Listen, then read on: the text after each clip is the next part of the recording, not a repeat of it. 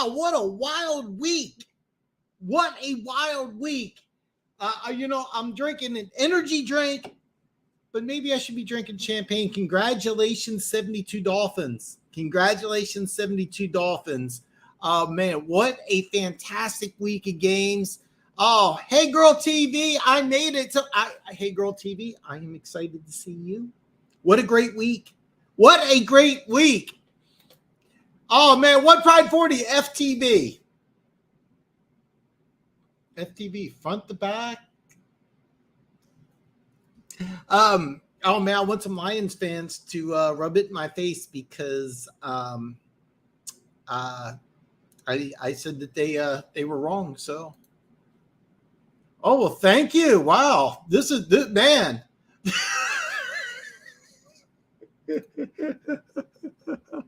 Oh, man. Oh, wow, man. Being flirted with 1 minute on the show by an attractive girl. Life does not get any better. I said front to back. I can't believe you said that. Yes, I have no idea what the FTB means, man. I'm sorry. I'm sorry, man. But I expect you guys to be making fun of me because I picked the Bears incorrectly. So, man, what a great show. This is turning out to be just a few minutes into it.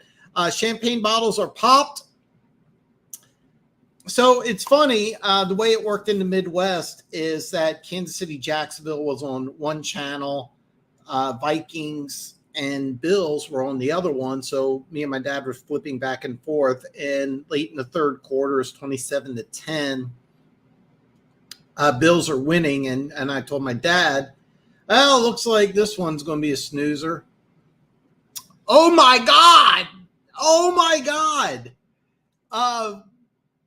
Me and my dad were probably more excited watching Bills Vikings than we were watching Chiefs Jaguars. Nothing against Jacksonville. They just were not on same level as Kansas City Chiefs. Nothing against Jacksonville. It's a good young team. Of all the teams in the AFC South, I would say Jacksonville's the team that has the brightest future.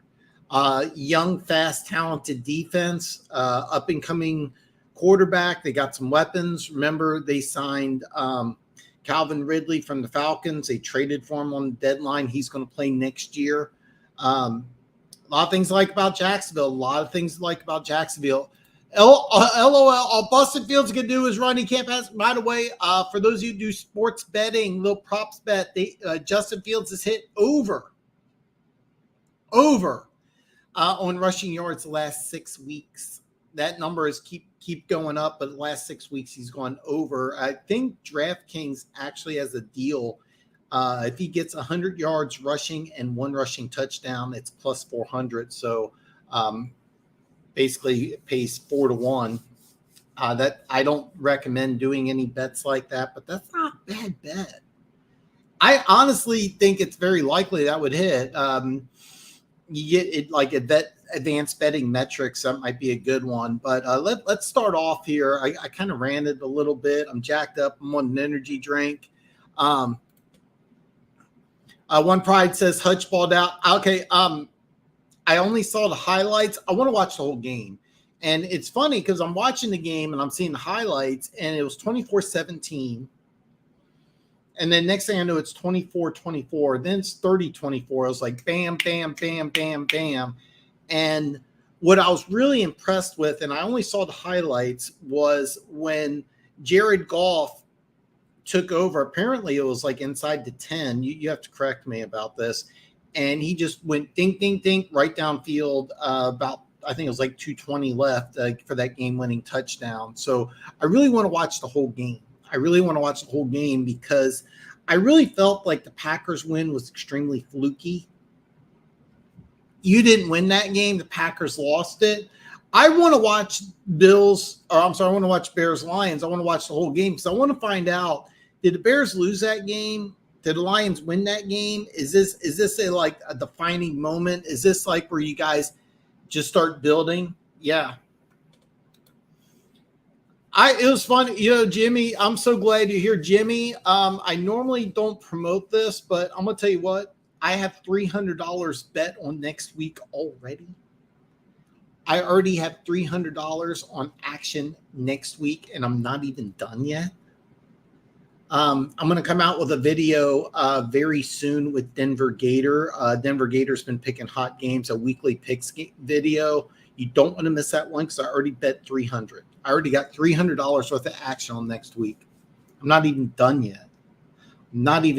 But that Bills Vikings game, just insane. I'm going to talk about that in a minute. I want to talk about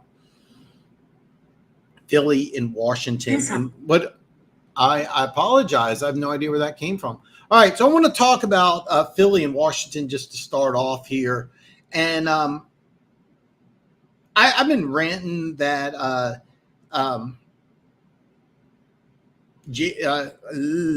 man, I'm oh God, I had a brain freeze already. I had a brain freeze. I can't believe it. I've been talking about Jalen Mills being the MVP for a while here, and or Jalen Hurts. I am so sorry. I'm 6 minutes into the show. I already got a name wrong. So I've been ranting about Jalen Hurts being my MVP and Eagles being the best team in the NFL. I don't know if I can say that, but they're still the 1 seed. Are they a better team than Washington? Yes. They play that game 10 times. Eagles probably win 9, maybe 8 times. Divisional rivals. It's kind of a weird thing. Some strange things that went on in that game. But what's really funny is if the season were to end today, all 4 teams in the NFC East would be in the playoffs. That's just awesome. Is that, you know what? Let me double check that because that can't be right. Somebody told me that, and I cannot believe that would be correct. No, it's not. You know what? It's not correct. The 49ers would actually have the 7 seed. Okay. So I'm using ESPN here. Yeah, that's right. So somebody told me that that's not correct. 49ers have the 7 seed. But it doesn't take anything away from what the Eagles have been doing. And this is a team that's very good. You have a good defense, solid running game. Jalen Hurts is still playing at a very high level, still an MVP candidate. He's no longer my MVP. But still, that's a very good team. But what it really says is that Carson Wentz is coming back from injury, and you can't let him back on. It's funny because Washington right now under Heineke, they just play so much better, and you get Chase Young coming back. This is going to be a lot of fun. It's going to be a lot of fun. Jimmy, seriously, the NFC is a lot of fun right now. Hutch balled out. That Bills-Vikings game was insane. Bears lost and missed the PAT. That was the difference in the game. Both sides didn't look great to me, to be honest. Yeah, I kind of want to – I really want to watch that game, and the reason why is I know they did miss the extra point. How much time was left? Did the Bears have an opportunity to get downfield for a potential field goal? Because I question the Lions coaching staff a lot on this show, and I want to see how they did they use the right amount of clock to get down the field. There's so much I really want to watch about that game, and I want to see because I like the way the Bears have been playing, and I really thought that this would be the week the Bears defense would shore up, and it doesn't look that way.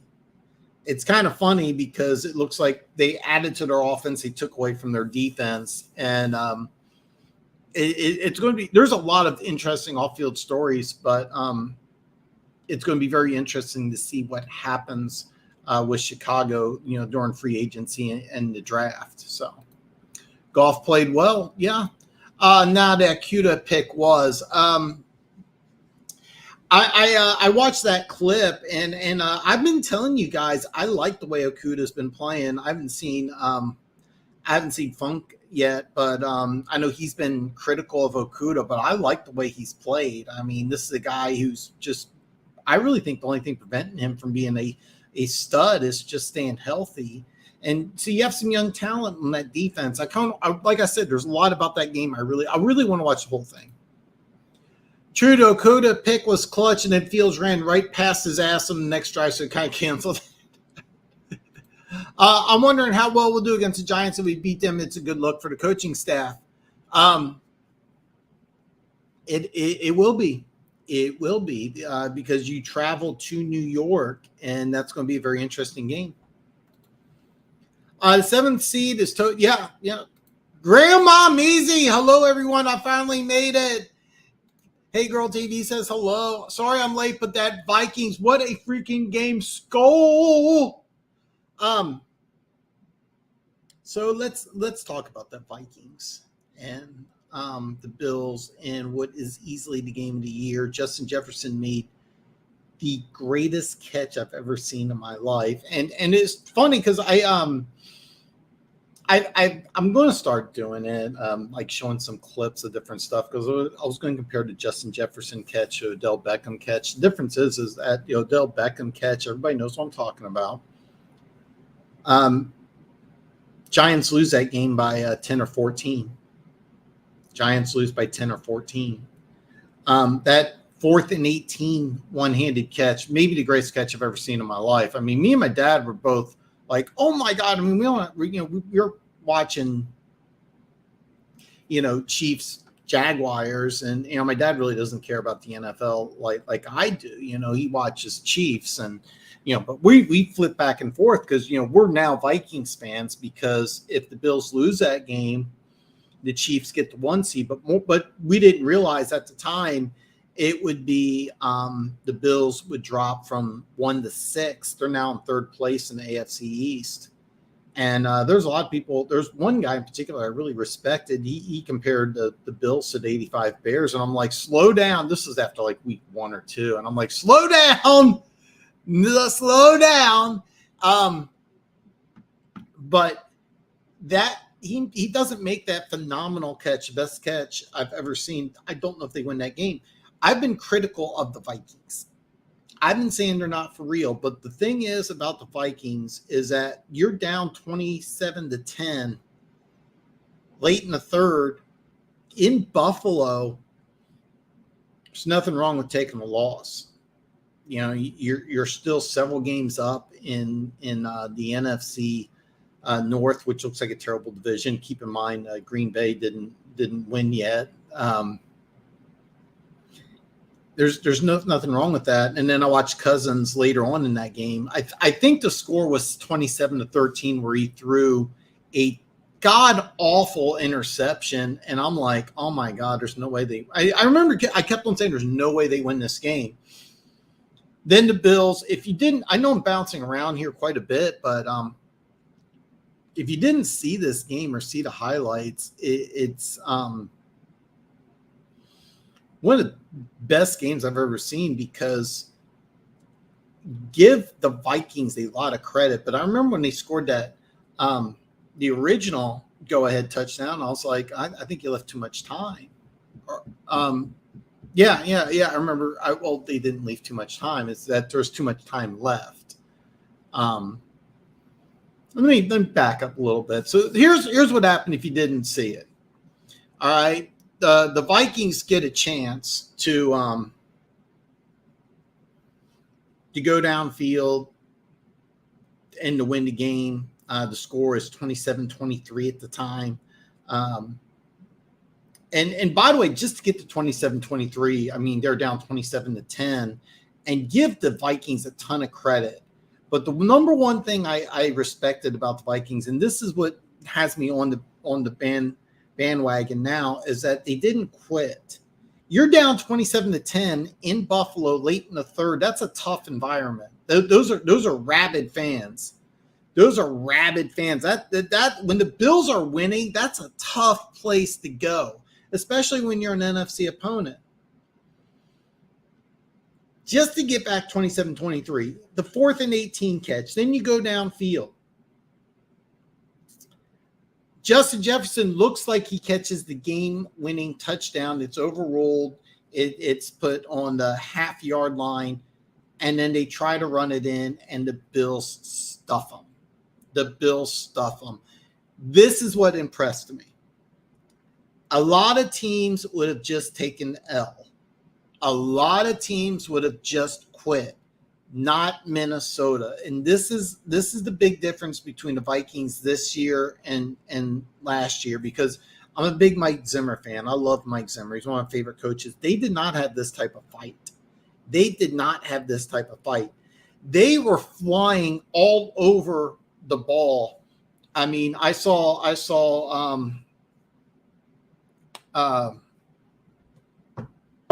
Harrison Smith just flying in, and then they recover a fumble.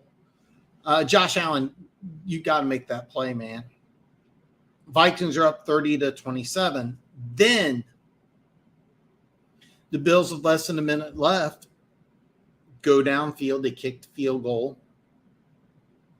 Then you're in overtime, and the Vikings, unfortunately, can't ice the game. They get the ball first. They can't ice the game, but they kick the field goal. And then Patrick Peterson makes a play. Not a good throw by Allen, by the way. Allen had a good game. Over 300 yards passing, like 80-something yards rushing. Nobody knew if he was going to play, wasn't going to play.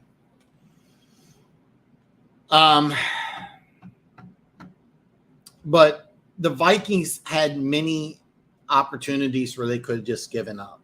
I wouldn't have blamed them. Would not have blamed Minnesota one bit. What a big win. What a big win. And they're still, 4.5 up on Green Bay. So, stop Saquon, you win. That's easier said than done. Had a big game against Houston. I think it was 32, 35 carries, but you can use them in the passing game. That's much easier said than done. And your running defense is not that good. So, yes. And that's something I need to work on. So what happened years ago, I used to play Monday Night Football music, the old school Monday Night Football music, and it was fantastic. And I put like this long disclaimer paragraph, and I still got hit by YouTube. So ever since then, I've been hesitant on like using music and clips. And I talked to Luke G. He gave me some advice on because how he uses clips. And I've seen other channels using clips, and something I was thinking about incorporating into this video. I didn't get time, but it's something that's coming soon. I really want to add to this because you guys deserve it. After the Lions game was over to broadcast, I was watching Switch to the Bills right when the oh man, that had to be awesome. Yeah, they had both games going simultaneously, so I was flipping back and forth, and it is funny because I kept on. I said this several times, like I'm flipping back and forth. I'm like, snooze. No, and we were disappointed because as Chiefs fans, we obviously wanted the Bills to lose. Nothing against Buffalo, nothing against Bills Mafia, but we wanted a 1 seed, which the Chiefs now have. That was the greatest catch. I've been watching football. I've been obsessed with football for over 40 years, and I think that's the greatest catch I've ever seen. And the difference between that and Odell game is that the Odell Beckham catch may be the greatest catch I've ever seen up until Justin Jefferson's. Giants lost that game by double digits. I don't remember if it was 10 or 14, but I know for a fact it was a loss. Justin Jefferson doesn't make that play, it's game over. It really is game over. So, yeah. I would say this, if they beat the Giants, the Lions players will believe they can beat anyone, and they should.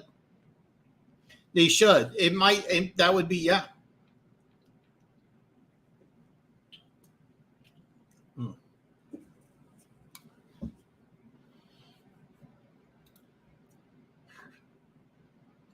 One of the easily the best game of the year. And I'll tell you something, Jimmy. I was not buying into Minnesota until this game. But let me tell you something. I'm going to say this right now, and remember this. If you're watching this now, store this in your memory. Store this in your memory. I love what the Vikings are doing. I really, really do. Very impressive team. However, this is not a team built for the playoffs. Minnesota is a team I could see is right now. Right now, if they were to play in the playoffs, they would be a 2 seed. They would play 7 seed, which would be San Francisco. San Francisco would win that playoff game. This is not a team that's built to win in the playoffs. And you're going to say, Dan, you just talked about it and you ranted on them. I did. Am I sold on the Vikings? Yes. However, when they get to the playoffs, this is not a team that's built for the playoffs. All right. They're not a team built for the playoffs. They have a mediocre defense. People were calling Kirk Cousins elite. He's not. He's not. He's good. Throwing a ball in triple, quadruple coverage and Justin Jefferson making the greatest catch of all time is not a great pass. So I'm going to say that. Mark it down. As much as I love Minnesota, as much as I'm on board with them, they are not built to win in the playoffs. A team like San Francisco is. And that's who you would play in round 1. And I'm going to let you know right now that would be an emergency betting alert because I would probably put heavy action on San Francisco. Not only the cover, the spread would probably be about 8-9, but I would put a little bit on San Francisco money line. And that's a game you want to collect on. So I'm saying this in mid-November. As much as I'm on board with Minnesota, they're not a team built for the playoffs. But the Rams might give us a top 10 pick. You know what? Seriously, I'm going to tell you this. I just earlier today, I found out Shaquille Leonard is out for the year, season-ending back surgery, and Cooper Kupp's on IR for the next couple of weeks. As of right now, I think it is a top 10 pick. So you're in really great position because what's going to happen with you guys winning, what's going to happen is that you're going to have to trade up to get the quarterback that you want. I mean, right now, the way the draft works is that Houston Texans have the number 1 pick in the draft. And I still think that they like Davis Mills. I like Davis Mills. So what I would do is I'd auction that pick off. And you may get a team that wants players.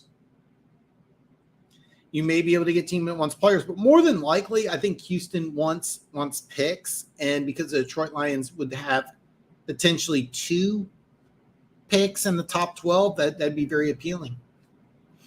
So there's so many stories. As soon as the season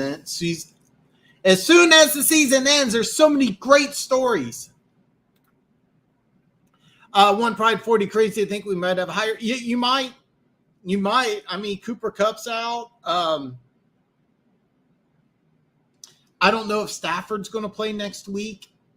So roller coaster. Yeah, I was in shock because number one, Josh Allen has to make that play. And by the way, a center quarterback exchange, nobody ever really knows but whose fault it was. I'm going to blame Allen for that.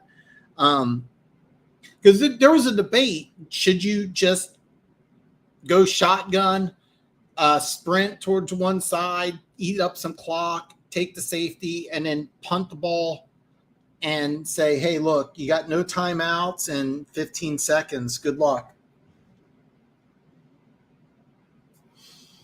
So it's a debate, but you can't fumble the snap. I'm gonna blame Allen on that. Yeah, best game of the year, and it's so funny because there's so many times I could have said Minnesota. Just forget it. By the way, if when you come in here, don't forget, give me a thumbs up. I'm awesome. No, I'm not. Actually, you guys are awesome, but please give me a thumbs up. They look really bad. God,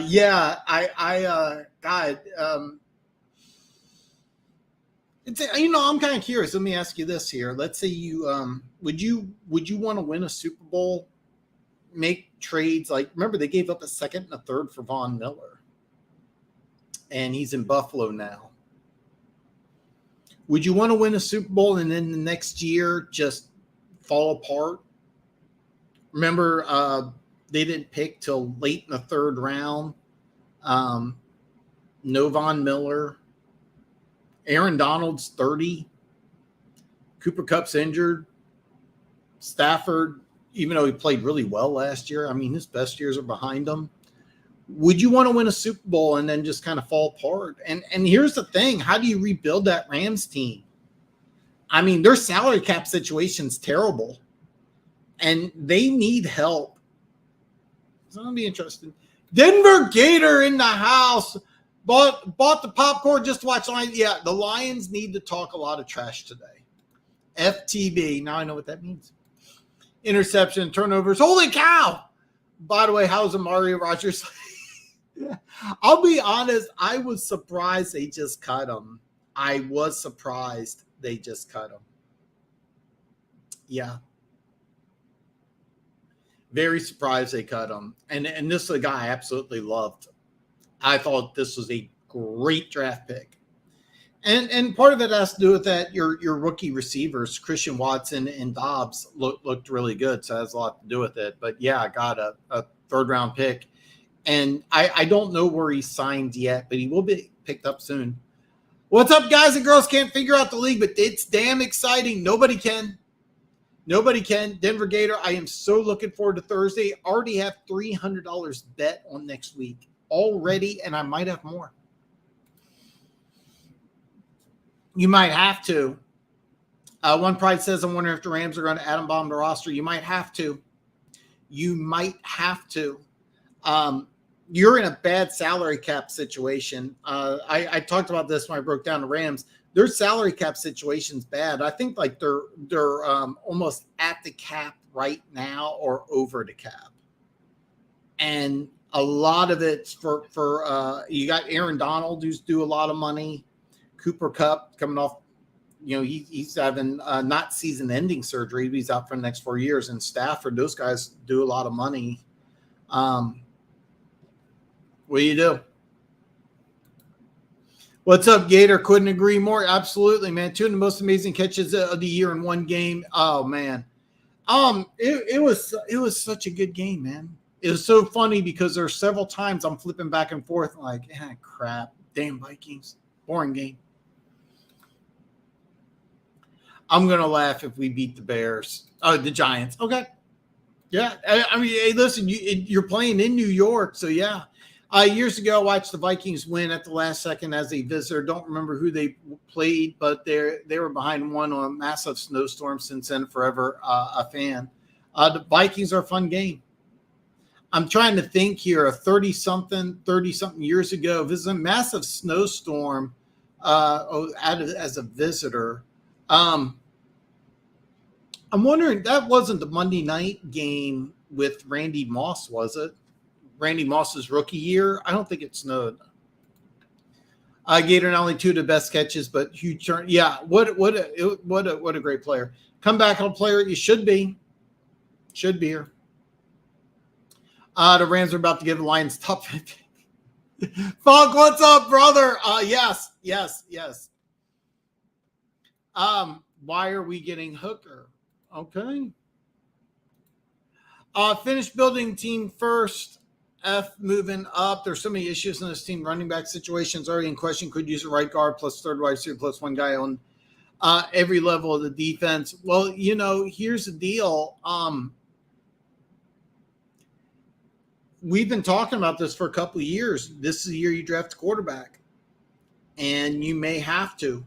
You may have to trade up to get your guy. And by the way, you could still fix all these issues in free agency and the draft. Remember, you're getting Minnesota's second-round draft pick. You have your own second-round draft pick.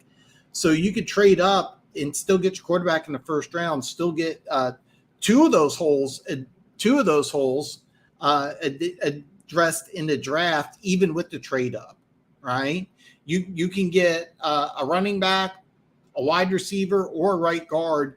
You could get those three. You could get two of those three guys in the draft plus your quarterback, and you probably will trade up for a quarterback. The way you keep on winning, you're probably going to have to. You may be able to get creative and trade the 2024 first round pick and then use your other first round pick. So, yeah. Game of the year now, that Bills Vikings game, game of the decade, hell of a game. Ravens 76, B more. What is up, my brother? Man, yeah. Yeah, I mean, well, Chiefs fans are going to say Chiefs Bills, but you're not wrong, man. Not wrong. You know, Mon-Ra over, yeah. Amari could have been a slot receiver. He should have been a slot. Well, it's actually funny. Okay, when he was drafted by Green Bay wanted him to try out at running back, so they tried him out at receiver and running back because he's built like a running back. To be honest, 30 years ago, he would have been a running back. He would have been one of those third down backs, but not anymore. And he will get he'll get another shot, but probably won't be as a punt returner. So no, 100 on 3 games. I got action on 3 games already. I already got action on 3 games, and there may be more. You want to watch this video that me and Denver Gator are going to put out. I'll have that video ready to go before Friday, and I'll put the link in the description. The games that I bet on, I've been bird dogging. One of them is you may not be able to get the same line, but that video you definitely want to watch. That's going to be a good one. And Denver Gators had some. He had a rough week, but he's been picking really good all year. So I'm curious. By the way, me and Denver Gator have almost never had the same games. Like we've been doing these pick videos every week, and we've always had different games. I already got action put on 3 games. We'll see what Denver Gator has. I'm going to be mad if his 3 games are the same as my 3. He might. And by the way, it wouldn't surprise me if the Rams and Donald just split. And the reason why is that you have to clear out cap room. You may be able to get the draft pick. There's so many different. I mean, this is one of like 50 stories this offseason that are just great stories. So, plus this year you can use 1 of your seconds on one of the handful of guys from Hooker, Uga, like you have some good points, Funk. But I think that if you're let's say you're the Lions brass, and here's the deal. The number 1 pick in the draft is going to be, as of right now, and this is extremely fluid. I mean, Houston may get on a hot streak. Hopefully they will, because I got action on them. As of right now today, and this is extremely fluid. All right, Houston has the number 1 pick in the draft. Okay. Houston probably will go with Mills, so they're more than likely aren't going to use the first pick in the draft on the quarterbacks. They're going to auction it off. The Lions, as of right now, have 2 picks. I don't know the draft schedule perfectly, but let's just say 10 and 12, just for fun. All right. Brad Holmes did this for Goff. He traded 3 first-round draft picks to get up to 1 to draft Jared Goff. It makes sense for you to use 1 or 2 of your first-round draft picks this year to trade up for a quarterback. I mean, we've been talking about this for 3 years, that this is going to be the year you draft a quarterback. What you're saying makes a lot of sense. I don't think the Lions would want to do that. I really don't. I think you have an opportunity to get the first pick in the draft with this year's draft capital. I think you do it. And here's the thing. They did it last year for Jameson Williams, right? Why not do it again?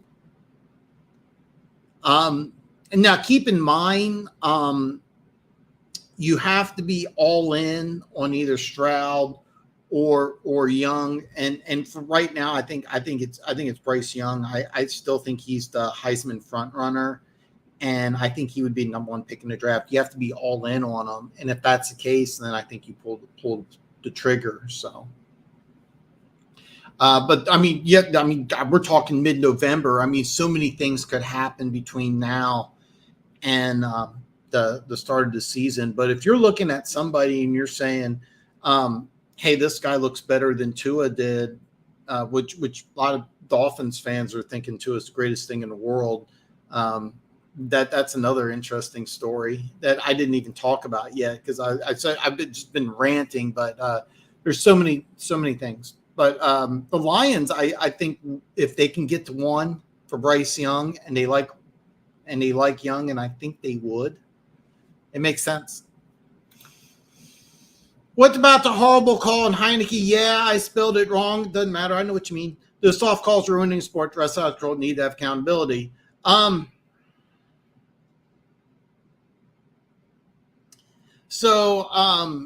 It's funny because earlier in the game, I'm drawing a blank on the kid's name. The line, Jamin Davis. Jamie, is it Jamin? I think it's Jamin Davis, the Washington middle linebacker.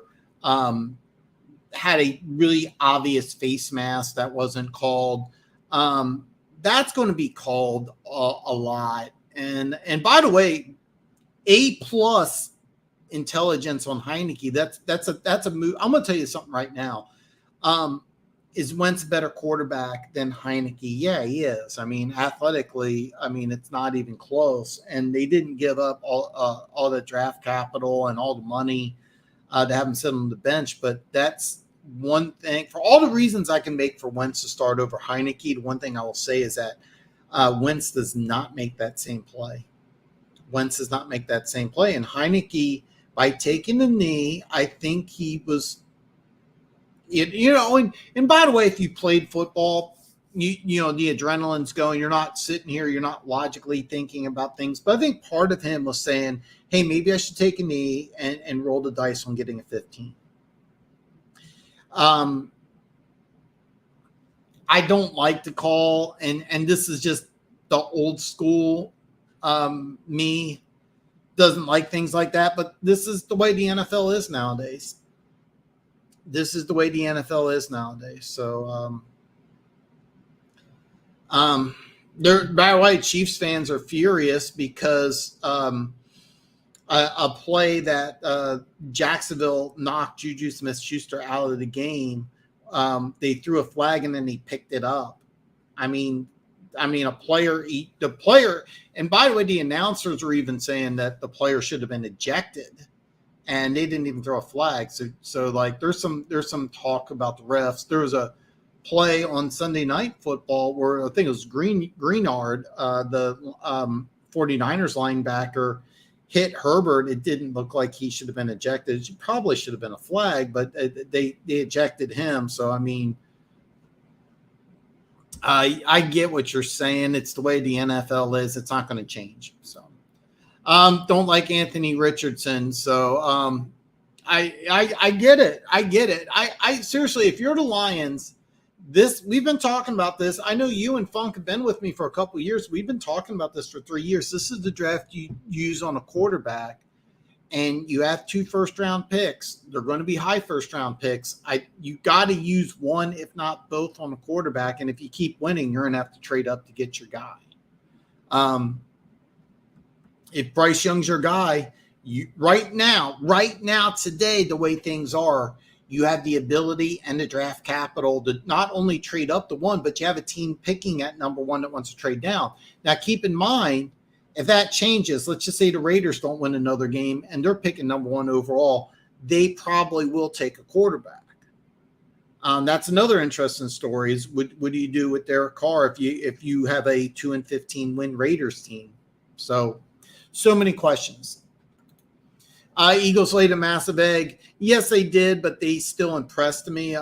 This is still a dangerous team. You still have an MVP candidate quarterback. You still have an excellent running game. You still have fantastic defense, and you still have the 1 seed. So, 72 Dolphins, enjoy the champagne. You deserve it. I saw Larry Zonka. There's not too many of those guys left. I mean, I'm not saying this to be facetious, but 50th anniversary of that team, and congratulations. well-deserved champagne for his. I saw Zonka drinking it, so we'll see what else. I don't know anybody else, but I saw Zonka on social media drinking it, and he deserves it. So I don't think any less of the Eagles. The only difference is that Jalen Hurts is no longer my MVP. That's it. So probably doesn't matter his skill set that making him in the second and sitting most for a season. Okay, Funk, I'm not disagreeing with anything that you're saying, but there's nothing of this Detroit Lions front office that shows me that they want to do that.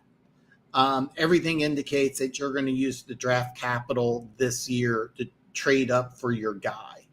And that's what I think will happen. And even if you can't get the one, let's just say your Raiders pick number one and they want to go with the quarterback.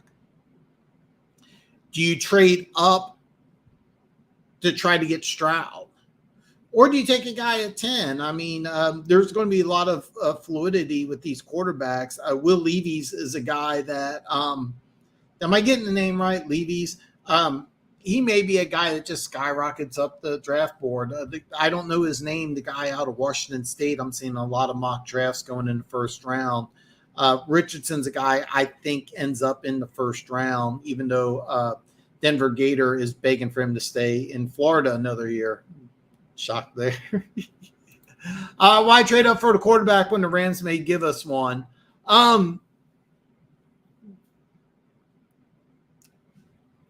It depends. It depends. At the way things are right now, yes, you would trade up because you have a team in Houston that I think wants to keep their quarterback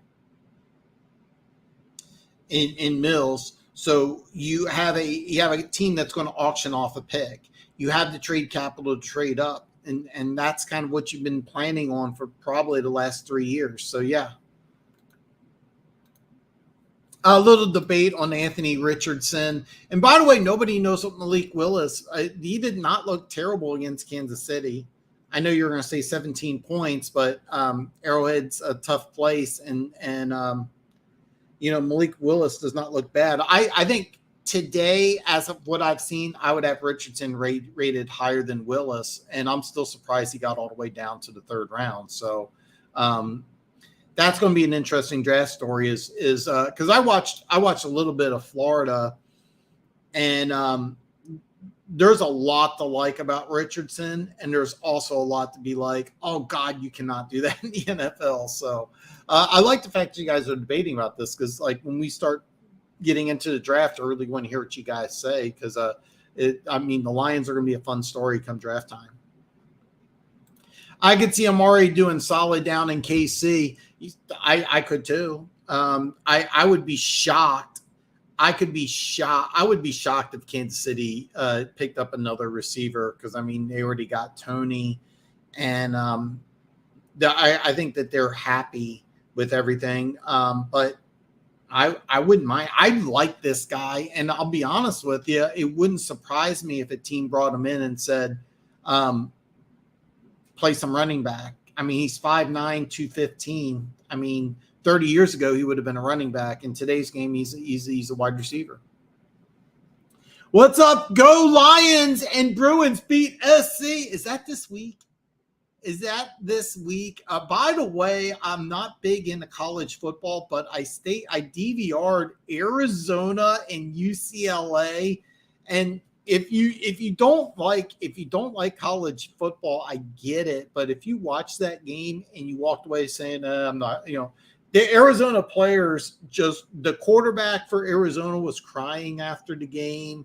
The players, Arizona, it was just their third or fourth win. The last couple of years, they've just been god awful. And UCLA was, I think, 7-1, 8-1. They're a top 10 team playing at home. And it was a great game. And it was a big win for Arizona. So now you got a pissed off UCLA team against a USC team. Both these teams are going to join. I still can't get over this.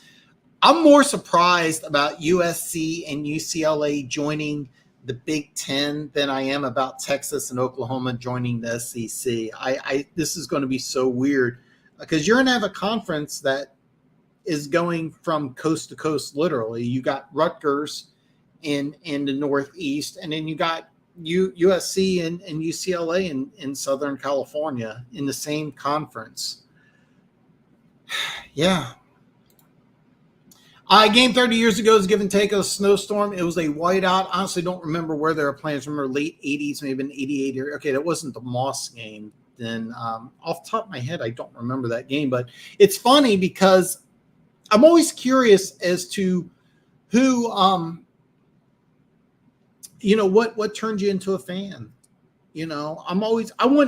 Ideally, I want 32 fan bases to be a part of this channel. I got some Lions love. I am a Chiefs fan. I try to be impartial. Denver Gator is a big Chiefs fan. Funk's AFC team is the Chiefs, which is pretty awesome. I'm joking for both those guys. For those of you who don't know, Funk's a Raiders fan, but he's starting to take against the Chiefs. So, Eagles shot themselves up. Yes, they did. You taking the Giants. I like when you guys bet against the Lions with confidence. You have to watch the video. But I already got action on 3 games. So I do check that video out. And Denver Gators been red hot. I have not, but I did go 2-0 last week. Very happy about that. Called the Colts game. Who do the Rams play this week? You know what? Let me see here. Because I do know they have a very, very good game. This is actually going to be a great game. It's the Rams at the Saints. And it's funny because what's really funny about these teams is that there's a very strong possibility because both these teams are giving up their first-round picks. And that it's funny, the Eagles currently have the Saints pick, which is number 4.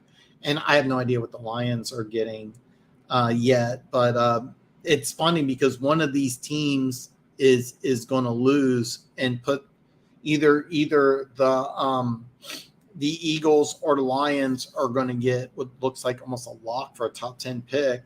The funny thing is the Saints, even though they're a 3-3 win team, the Saints with a win, they're right back in the playoff picture because that god awful AFC South. And by the way, we didn't even talk about it. How awesome was that Tampa Bay Seattle game? I mean, I'm kind of going all over the place here, but I mean, after what happened on Monday night, after the Bills Vikings, talking about what happened in Germany, great atmosphere for Germany, and there was actually something on social media. Again, I need to start showing you guys more stuff than just looking at me, but. There was a picture of Germany. It was a billboard in Frankfurt with football coming back, and it was a picture of Travis Kelce. So there's a talk that it looks like from that billboard I saw on social media, and it wasn't an NFL network or an ESPN. So I question the validity. It might have just been Travis Kelce's popular in Frankfurt, and but Kansas City would be a great team that shop overseas. It's been a while since they've been over in Europe. Matter of fact, last time they were over there, they played the Lions. That was a great game. Denver Gator comparing Richardson to Willis. Closer to Lamar. If AR goes into the draft this year, people will turn on him quick. Everyone will call him a bust, need development. One Pride 40 is not high on him. Seeing the Commanders play last night, they can be a very dangerous team and upset. Exactly. They really can. And if they get into the playoffs, by the way, for anybody who's got a wrench, get rid of this stuff. I'm getting sex bots here. So if you're into that stuff, fantastic. I don't allow it here. So, but yeah, Ravens 76 beat more. Yeah. Washington's a dangerous team. And by the way, how they won that game against Philly, run the ball control. Terry McLaurin, McLaughlin. I'm bad with names. Top 10 wide receiver, and they get Chase Young back. Yeah. I'll take Hooker over Young and Stroud. Wow. Really? Okay. Showing some love. I see Luke G is in the house. Oh, man. Wow. Luke, I actually would love to have you come on sometime. Me and you actually agree quite a bit. I'm curious. I didn't get a chance to watch your show today. I'm wondering if your stance has changed with the win. But me and you actually agree, because I can see the Lions just cleaning house, and I still think that's on the table, but you have a 2-game winning streak. So is it after this week? Are you like, hey, I'm wrong? Or I'm dying to know. I didn't get a chance. I would love – also, I want when draft season comes around. By the way, if you're not subscribed to Luke G Field Review, most of you are regulars I see in here, but if you go to my featured YouTube channels, Luke G is one of them. He has a fantastic show. And what I love most about Luke G, he's a Lions channel. But come draft time, very few people I like more than Luke G. When it comes to draft time, I love his draft commentary. One of the guys, it's a Lions channel, but the thing that most impresses me about Luke G is that when he talks draft, he knows his stuff. It's some great draft content. And if you're an NFL draft fan, I strongly suggest you tune into Luke G and watch his videos talking about players coming out, because it's some really, really, really great stuff.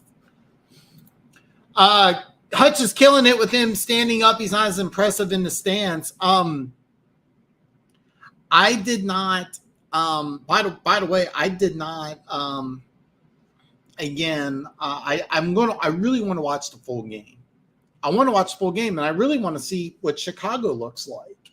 A guy that I just started following on Twitter pointed out that he that was his money pick, was Fields over on rushing yards. The number I think was 60. He goes, it's hit the last 6 weeks. So this week is 7 or 6.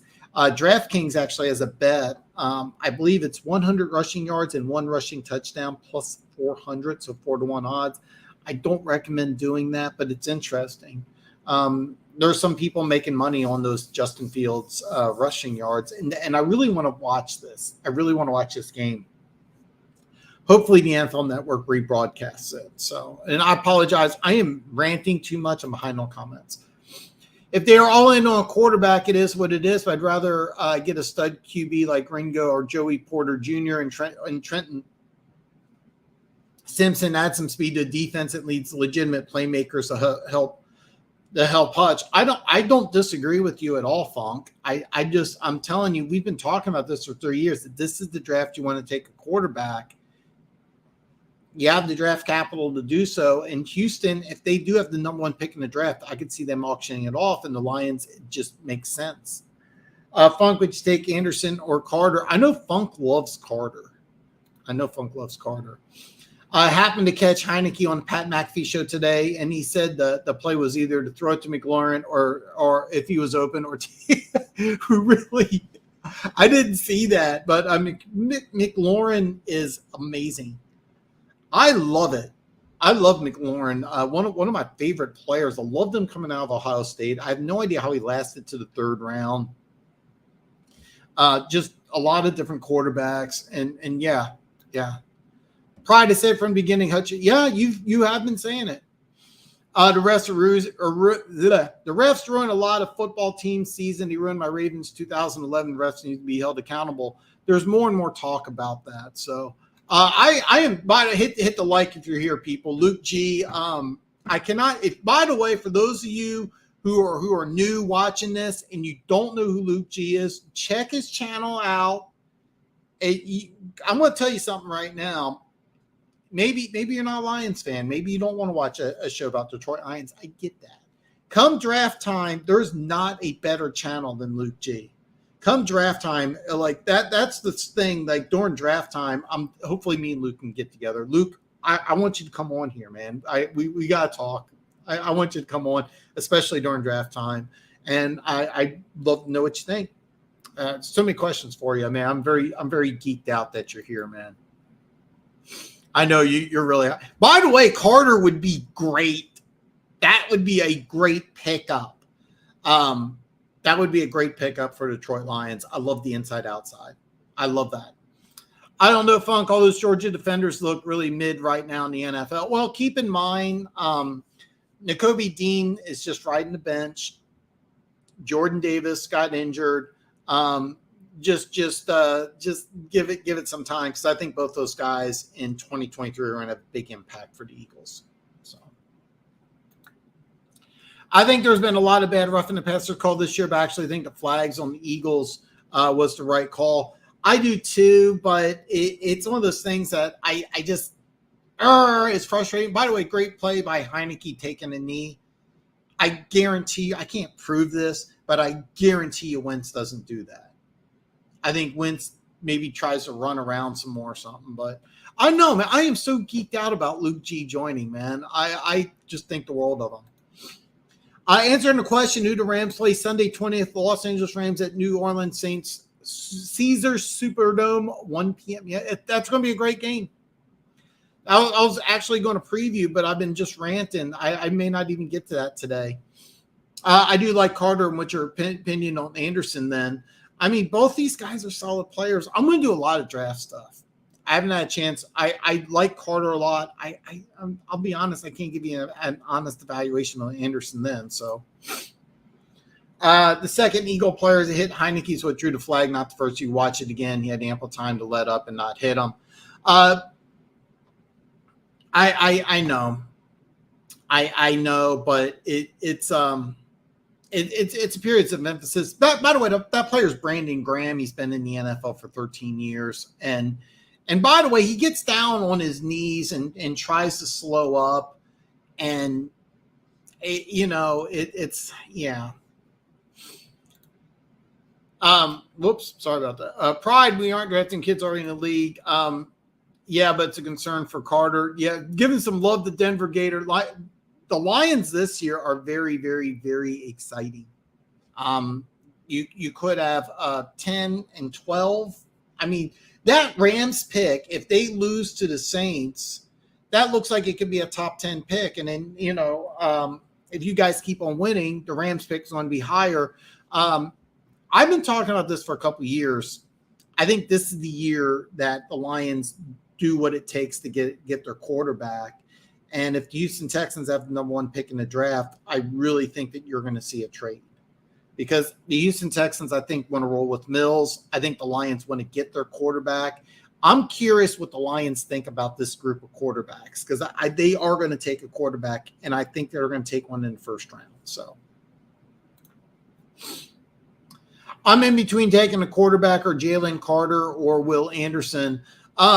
You know what the thing is that if you trade a 2024 draft pick, which is possible, right?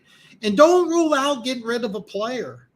Don't rule out there could be a player. You could be moving Okuda. You may be moving DeAndre Swift. And the only reason I'm saying that is you moved Hawkinson, which blew my mind to the Vikings of all things. So, I mean, I could see the Lions getting creative here, but I'm telling you right now, the Lions are going to take a quarterback early in this draft. But you could take somebody else. You could be. How would you feel if you took? Let's say you're picking 10 and 12. Let's say you trade up and you get your quarterback. Maybe you give up a second. Maybe you give up the first in 2024, and then at number 12 you get Joey Porter Jr. How mad would you be then?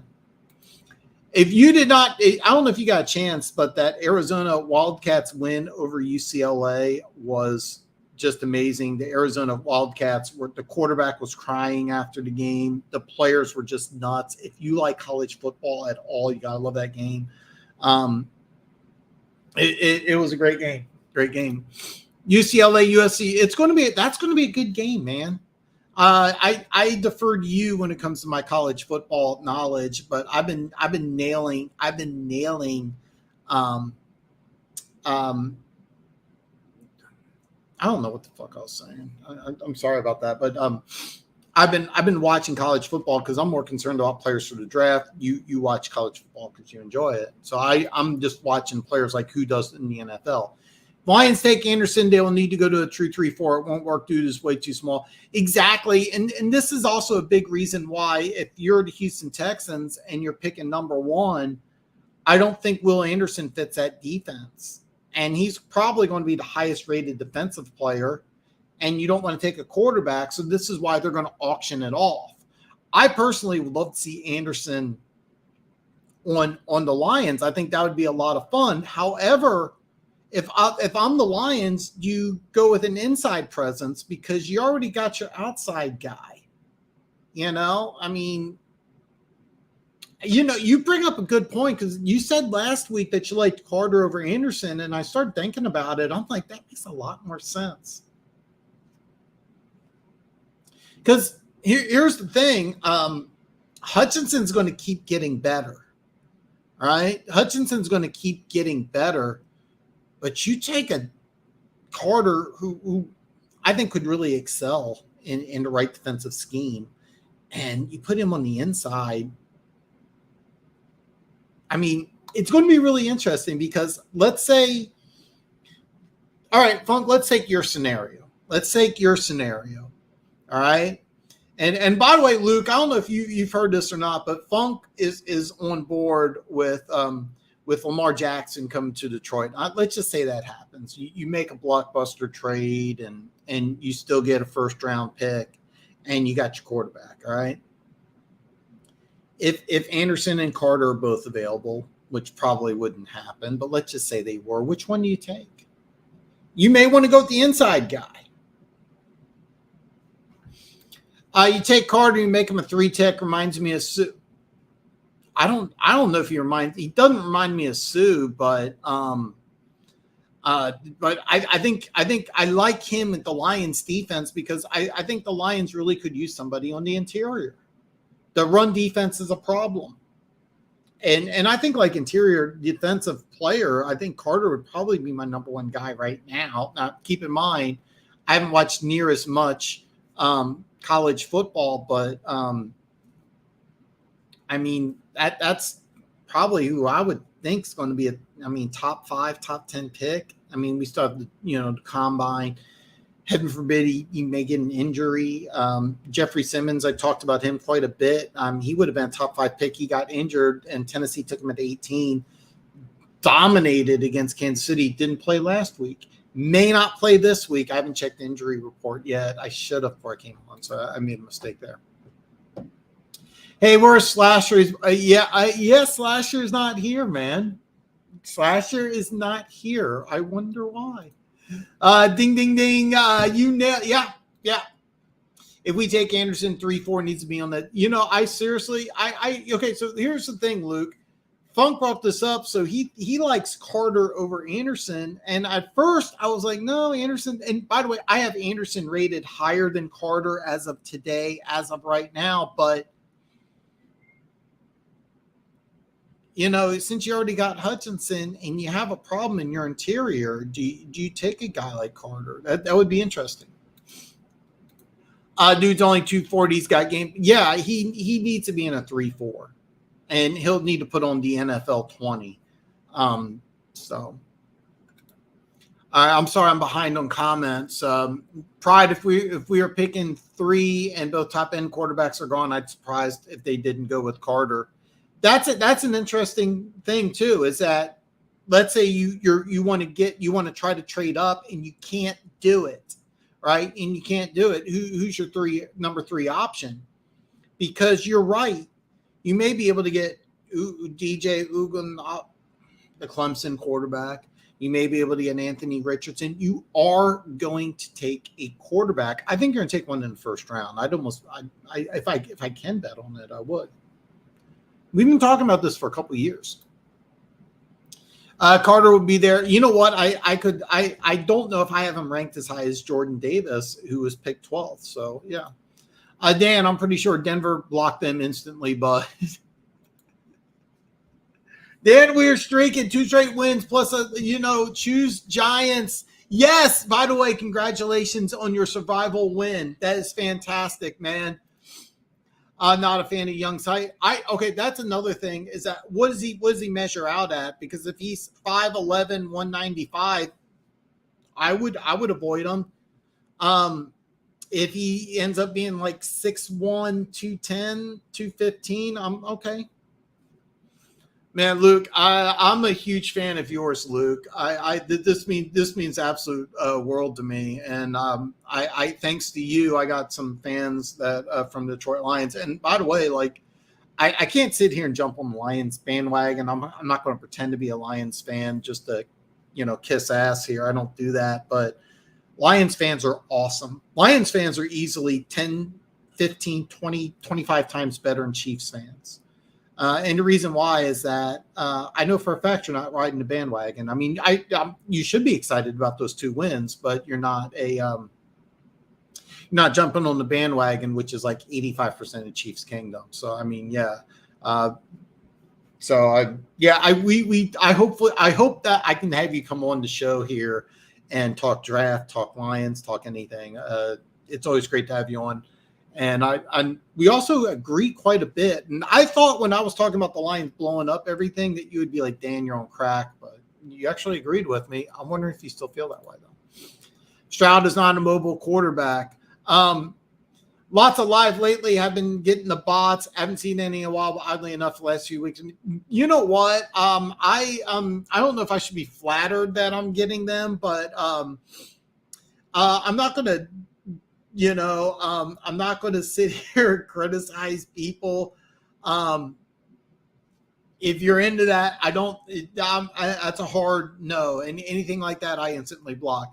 I hit that Washington pick last 2, by the way. Oh, you had that. Okay. I thought Washington would win, and I was like, should I take 11? Should I take 11? And I didn't take it. AFC, NFC East divisions are very competitive. The Bills are now third. Yeah, do subscribe. Luke G, if you're a draft fan, Luke G it's funny because he doesn't go out of his way to specialize about it, but his draft content is one of the best. I mean, the very best. I do a lot of draft content, and I'm trying to get information for 32 teams where Luke mainly focuses on the Lions, but his draft content is out of this world. Dude, it's well. Here, I'm gonna tell you something, Luke. It's well deserved, and I'm not giving you enough praise because I think your show's amazing and your draft content's A+. And if you're a Lions fan, you have to subscribe to the Luke G Show. Y'all have a good night. Don't forget to come back, leave a comment. I hit that like button. Hey, Funk, man, thank you so much, man. I appreciate it. We need to get together then. We need to get together because I love having you on, and it's nothing but great. It's nothing but great. I really think the NFL will have more games out in Germany in the future. Maybe even team crowd was electric. Atmosphere felt big. It was loud the entire game. Seriously, that is the plan. And I wish I kept this. I wish I had the social media clip where it was Travis Kelce on a German billboard. But yeah, the plan is for Frankfurt to have games as well as London. And the NFL wants to put a team in both London and Frankfurt. I don't know the timetable. But yeah, it's happening. So it looks like the Chiefs and everyone. It looks like the Chiefs and everyone else in the AFC, since a few teams looking vulnerable, still think the Bengals are dangerous. But you said you feared the Ravens more. I remember. Yes, I do fear the Ravens more. What scares me about the Ravens is that they're getting healthy at the right time. David Ojabo is now practicing. He might even play next week. And I personally had a top 10 grade on him. Just an athletic freak. He's just raw as hell. Well, then you also got Justin Houston. Then you got Ode Odafa, who's as gifted as any edge player in the NFL. You still got last year's sack leader, Ravens sack leader, Titus Bowser. There's one other guy that they got. I'm forgetting. You got a bevy of pass rushers. The best linebacker in football You just traded for him, and he played really well. You still got Patrick Queen, and you got talented secondary. Luke, I really want us to get this together. I am really behind on comments, and yeah. Man, you're raving about Juju too. He gets knocked out of the game. Tony looked good for you guys. It is a good move for the Chiefs, and it's a damn shame. I don't have more information on Juju. I don't know. I don't know if he's going to play next week. What about Cine and Quay Walker? Quay Walker's not playing bad. I think he's going to end up being a good player. Cine, I don't know. Trayvon's been horrible. It's actually funny because I was following UCF Jaguar, and I gave him some love before the Chiefs Jaguars game, and I should give him some love after the game because even though the Chiefs beat them pretty easily, and I'm by the way, I'm stealing this from Tony Romo. He said of all the teams in the AFC South, the Jaguars have the brightest future, and I agree with him. And by the way, Tony Romo does a fantastic job. But but here's the thing. I said this when they were drafting him. This is not a guy who's going to get a ton of sacks. So people are going to call him a bust, but he didn't play bad. He really didn't play bad. But he's a guy that a lot of people are going to call bust because he was chosen number one, and he probably shouldn't have been the number one pick in the draft because he's not a natural pass rusher. Freak of nature athlete. Remember the combine at like 270, ran a 4.51 or something ridiculous. But yeah, I don't think he's been horrible, but you're going to hear a lot of those comments because he's not going to be a double-digit sack guy. That's on his game. Yes, amazement bringing up because I predicted that Oregon would be the fourth team and then they lose. Oregon went down 2 last week, Dan. I still think Tennessee deserves to be in the playoffs and can beat any of the top teams, much as I hate them being a Gators fan. You know what? It's going to be interesting, and the reason why is because as of right now, I think Georgia has to be number one. That's until Michigan and Ohio State play each other. Then the winner of that game will be number one. Then Alabama, even though they got 2 losses, are you going to tell me they're not one of the best teams in the country? Really? And then the loser between Ohio State and Michigan, they're going to be a 1-loss team. They can easily say that, hey, we're one of the 4 best teams in the country. You know what team I didn't mention was TCU, who's undefeated. And I'm going to tell you this right now. I'm not huge into college football, but I watched TCU play a couple times this year, and they're not one of the top 5 teams in college football. I don't care what the schedule says. I'm just telling you right now for an absolute fact, TCU is not a top 5 team. They are not. Should they be ranked in the top 5 right now? The answer is yes. Are they one of the 5 best teams in football? No, I've watched them play. They're a good team. They're not a great team. They should not be in the BCS. If they go undefeated, do you put them in? The answer, yes, you do. Are they one of the 5 best teams in football? No. And just watch them play. This is a good team. This is a team. If the plan is to go from 4 to 8, right? With TCU, if they're undefeated, should they be in the 8? Actually, to be honest, if TCU goes undefeated, they should be in the 4. But this is a top 10 team, maybe a top 15 team. If you watch them play, they're not as good as Alabama. I can argue they're not as good as LSU. They're definitely not as good as Georgia. They're definitely not as good as Tennessee. I think Ohio State's going to beat Michigan, so I'm going to say Ohio State. But Michigan proved me wrong. So, Luke G, Grandma's following you, so I keep up with. Dude, you need to follow Luke G. Luke G has a phenomenal show. I love Luke G. Swift isn't giving you much. I'm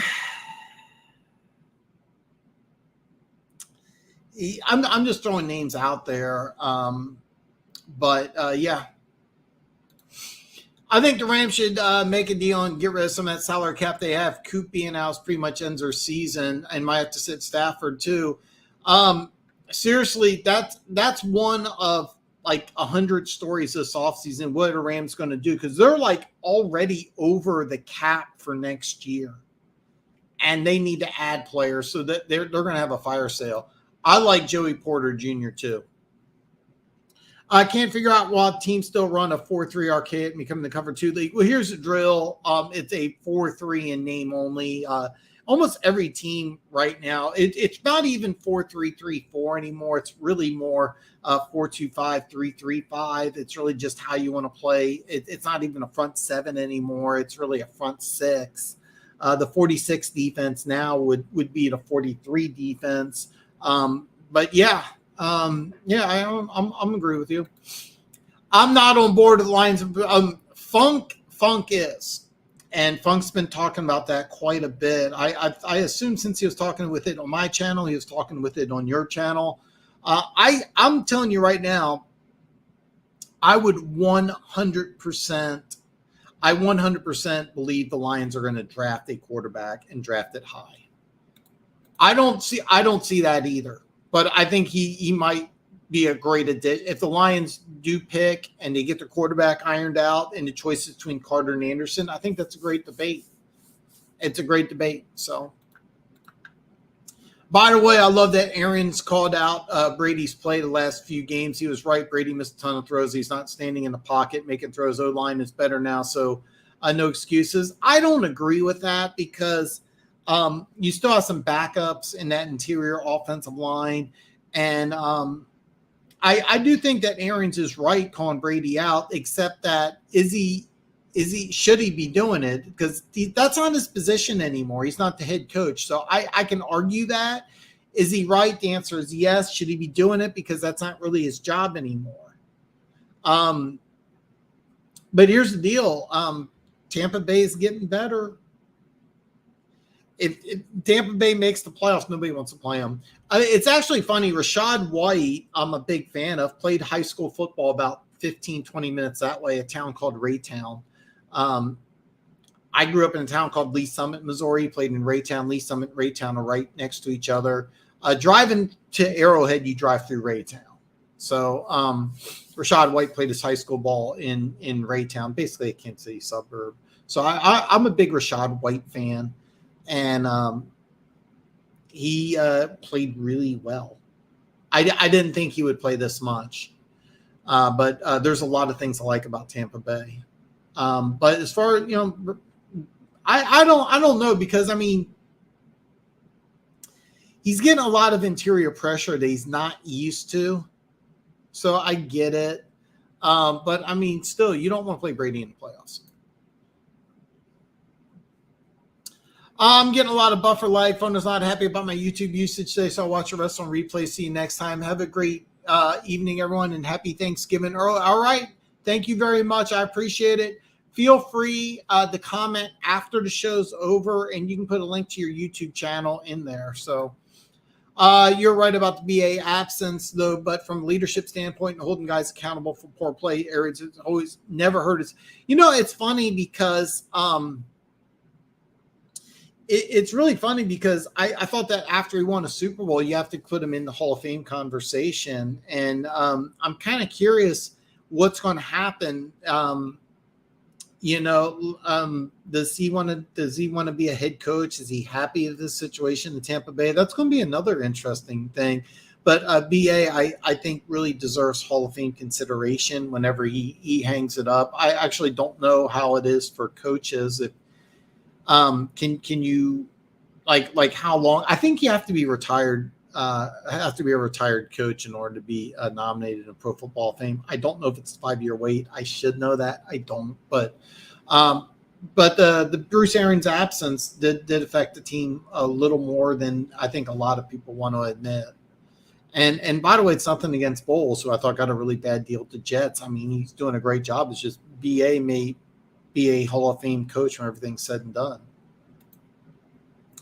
Hendon Hooker's an interesting one. I forget about Hendon Hooker. Is he the number 3 quarterback? I like him a lot. I'll be honest. Like, would you want to go with Hendon Hooker, who's several years older than Anthony Richardson? Which one would you like better? I think there's more upside with Richardson, but Hooker's a guy that I love the size. I love the arm. I love his demeanor. and watching that offense. Now I watched the highlights and a little bit of them against Missouri, which is not a good team, but I mean he looked just nearly unstoppable. It's actually funny because they put in the backup quarterback who's a senior at Tennessee, and the dude's like 6'5", 240, and he had a few throws. He had a big arm. I'm almost thinking that backup quarterback at Tennessee could be drafted. I'm not joking when I say this. It's happened a few times, but he could be drafted. When I say drafted, I'm talking like 6th, 7th round. But Carter's adds yes, he does. One Pride, who is Luke. Good to see you. And interior pressure. Yeah, exactly. And that's what I'm wondering is that you go inside or outside. That's going to be an interesting debate. But bottom line, I'm telling you right now, the Lions are going to take a quarterback early. The Lions are going to take a quarterback early. I've been saving my draft stuff, but I'll say not Sue. Okay. I actually want to see this. I love your draft stuff, man. I love your draft stuff. Going to be really interesting if somehow LSU beats Georgia in the SEC championship. Then it's going to be really interesting to see who gets in. It is going to be interesting because what do you do? Because I think Georgia loses, and I think you still got to put them in. If they're undefeated and they lose to LSU in the championship game, I think they still get in. The question is, do you put LSU then in? And then do you put in Tennessee? I mean, there's so many things. Yeah, it is going to be interesting. By the way, LSU looks impressive. So their quarterback, I really liked when he was at Arizona State. Really impressed me. I was kind of floored when he left. It turned out to be that I didn't know this, but when I watched the Alabama game, that him and I said his name several times, and I said his name several times. I forgot his name, but the Alabama quarterback. Oh God, I can't believe I'm so embarrassed having a brain freeze. But Jaden Daniels, the LSU quarterback, what kind of a draft grade does he have? Because I thought that he would need to bulk up, but after beating Alabama, I'm kind of surprised that there hasn't been more talk about him coming out in the draft and him getting higher grades because he has some athleticism and he's got a decent arm. It'll be interesting. But do you like maybe they trade Decker? That would be interesting. I have to be up at 4 a.m. Just got off work after the rest of the show. Dan, keep grinding. Luke, thanks for the love, brother, man. Thanks for the love. So, yes, thank you so much. I wouldn't trade away talent because you're creating holes. I'm behind on comments, but here's the deal. Let's say you want to keep both draft picks. You trade a player and then just fill that hole with somebody else. You with a draft pick. You trade Swift and fill that hole with a draft pick. You trade Decker, fill that with a draft pick. I'm not sure. Who's your top MVP candidate besides Mahomes? Obviously, Tua, Hurts. I'll be honest. I would say Hurts is there, but who would be number 2 today would be Josh Allen, and the reason why is that even though he's lost 2 games in a row, he's played phenomenally. And remember, there's all sorts of talk that he wasn't even going to play. So it would actually be Josh Allen who's had a phenomenal season. Hurts is also in that conversation. Tua does deserve MVP consideration. Tyreek Hill, even though he had, I think it was like 5 catches, 40 yards, he deserves some MVP talk. I don't think he's going to be in the MVP conversation, but let's say Nick Chubb hits 2,000. It's rare that I know it's 17 games, but I mean, he's having a great year. He's having like an all-time great year. Unfortunately, Cleveland's a bad team. I did not know this. I did not know that you were born in Missouri. Kansas City side, Midwest. I'm kind of curious. Yeah, because I mentioned several Missouri towns. So, but Dan, you're definitely. I was wrong. By the way, I like this kid. I did not think that. I did not think he was an NFL starter though. But yeah, thank you so much. Thank you so much, Hey Girl TV. Anderson equals Micah Parsons.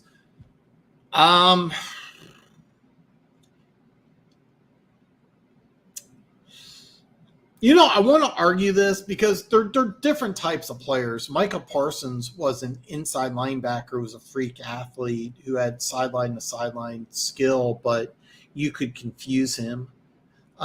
He wasn't good at dissecting plays, but when the thing is about Micah Parsons, if you were to just put him in a defense, it was like see ball, get ball, he was lights out. But if you had to have him read and react and diagnose and dissect, that he really, really struggled, and he struggled at college. So doing that in the NFL.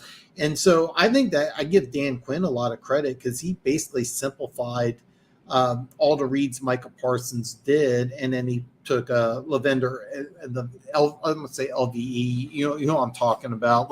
The Cowboys middle linebacker, made him the captain of the defense, and he set everybody up. And then this Micah Parsons see ball, get ball. And then he had the intelligence to say, hey, this guy's got great speed. He's powerful for 240 something. Let's just have him get after the quarterback. And he's been doing that and playing lights out.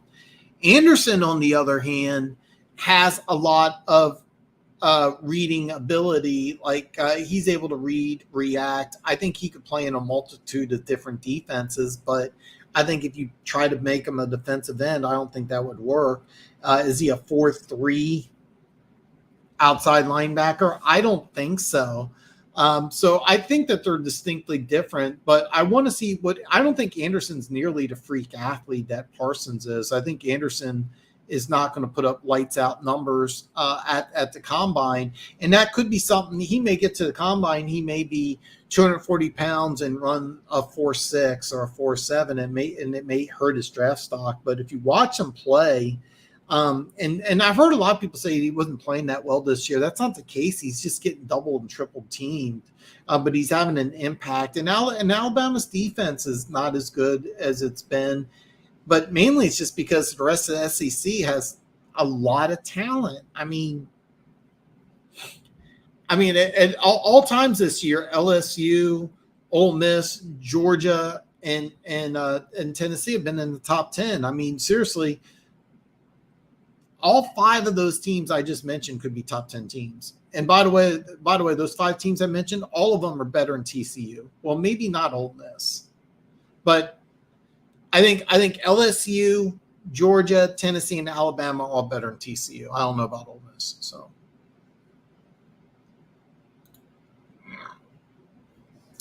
Rashad White needs more snaps over Lenny, or always look better, and should trust these guys more. Understand getting skittish about him being a pocket. It was hurting our offense. Yeah. I'm curious if Rashad White knows the whole offense. And I mean, just being a rookie, the biggest concern was him being in pass protection. But yeah, he played really, really well. One of my favorite guys. So, and it's because he's a local kid. So. LSU, if not for a bad loss on Labor Day to Florida State, would be in a playoff picture too. Not sure if a 2-loss team would get in. If a 2-loss team does get in, it's going to be Alabama. And I think I could make a strong case for Alabama. But the problem is that the way it works right now, both Ohio State and Michigan are undefeated. And the loser of that game probably is going to be a 1-loss team. How can you put a 2-loss team in over a 1-loss Ohio State or Michigan, especially if that 1-loss team, let's just say it's Michigan just for the fun of it. If Michigan's only loss of the season is to Ohio State, who would be the number 1 ranked team in the country, can you take a 2-loss Alabama team and put them over Michigan? That would be the $1 million question. So. How the hell are the Packers a favorite this Thursday over the Titans? Titans and Vrabel gets disrespect, maybe because they're not interested and don't win pretty. Maybe it's good. Sure. Okay, what it is that I'm going to answer this question. This is a great question, by the way, Amazement. And the answer is the reason why Green Bay's favorite is because of the massive injuries all over Tennessee. By the way, they did a fantastic job. I didn't get a chance to watch this game, but they did a fantastic job holding the Denver to 10 points. And it's comical because a lot of people are making fun of Denver's terrible offense. But Jeffrey Simmons didn't play. And I didn't check the injury report, but even if he plays, he's not going to be 100%. But if he doesn't play, you're taking the Titans' best defensive player. He's not going to play. He didn't play against Denver. You still held them to 10 points. But there was also another injury or two on that Titans defense. So it's basically just due to injuries. So like the short answer is injuries, but also it has to do with the Packers showing something that they haven't shown in a while. And by the way, for like, I finally gave up on the Packers after the last 3 weeks saying, oh, this week is going to be the Packers. This week is going to be the Packers. And then I say, well, I can't pick them. And what happens? They come back. I didn't even talk about that game. What a big win for Green Bay. They're down 28-14, right? The Cowboys' offense is built for running the ball. Now they don't have Zeke, but Tony Pollard's played better. I'm sorry. I'm not insulting Zeke when I say this, but every time I watch Dallas, the best running back's Tony Pollard, not Zeke.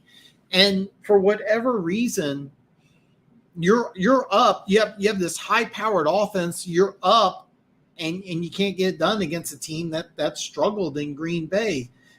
Not only is it a big win for Green Bay, it's a massive loss for Dallas, which could have gained a win. Now, Dallas, I think, really has to question themselves because it's ironic because we talked about Washington and how the team looks so much better with Tyler Heineke. Doesn't Dallas look better with Cooper Rush and running the ball? I mean, and, it's funny because of everything that happened this week, Green Bay and Dallas somehow gets put on the back burner. And that's a huge game. That's a huge win. You're down.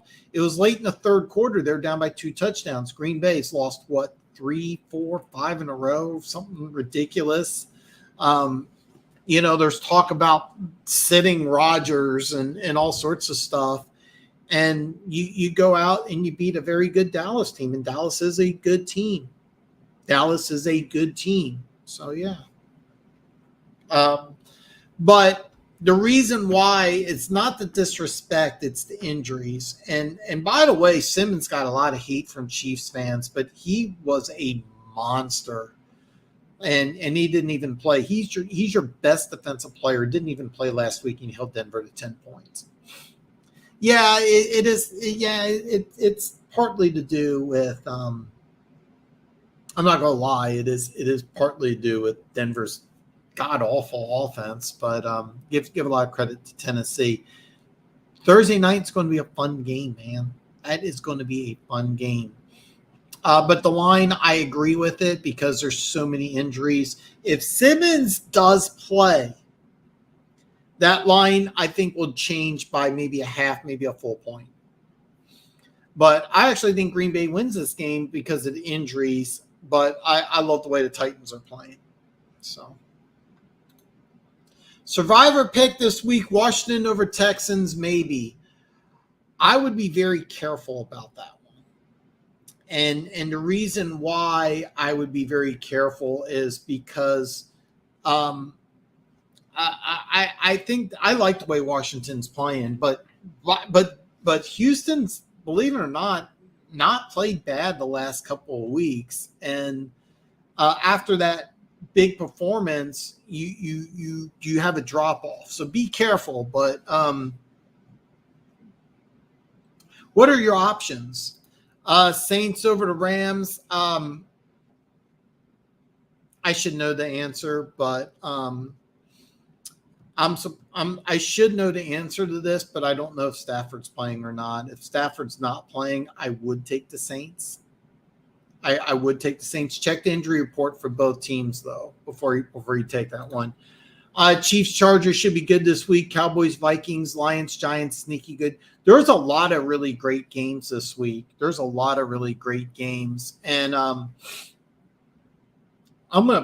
just going to go through. I'm not going to go through all of them, but there's a lot of really great games this week. I mean, a lot of like hidden gems. Chicago at Atlanta is a very underrated game. That's going to be a fun one. Cleveland at Buffalo in what could be a snowstorm. By the way, if you do sports betting, that line was 48. It's now 43.5. That's going to free fall. There's a possibility of that game being moved. Jets and Patriots is a good one. We did talk about the Rams and Saints. Philly at Indianapolis is an interesting one. This line was 9. It's now 6.5. Raiders at Denver is going to be a very interesting game. Some losing teams. This game's extremely underrated. Could be a lot of fun. Cincinnati at Pittsburgh.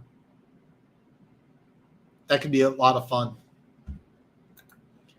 I'm only surprised. Okay, so by the way, so DraftKings has it at 3. Barstool had it at 3.5. It wouldn't surprise me if, by the way, if you can get 3, I would strongly suggest taking it because I really, really like the Giants here at home at 3.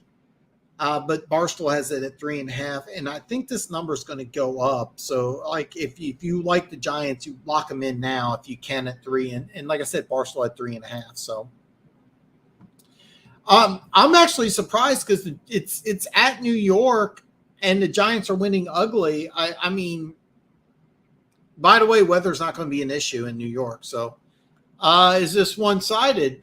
Jimmy, man, welcome, brother. I'm not sure what you mean. Is this one-sided?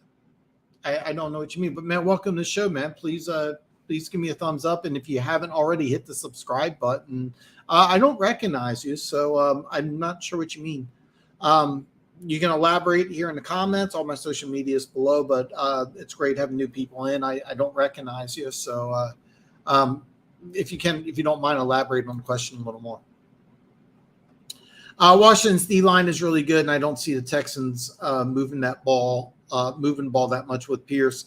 Actually, that's one of the problems is that Washington's defensive line's been talented, but they haven't really been playing that good. Chase Young will be back, but Pierce has been playing lights out, and he just runs angry.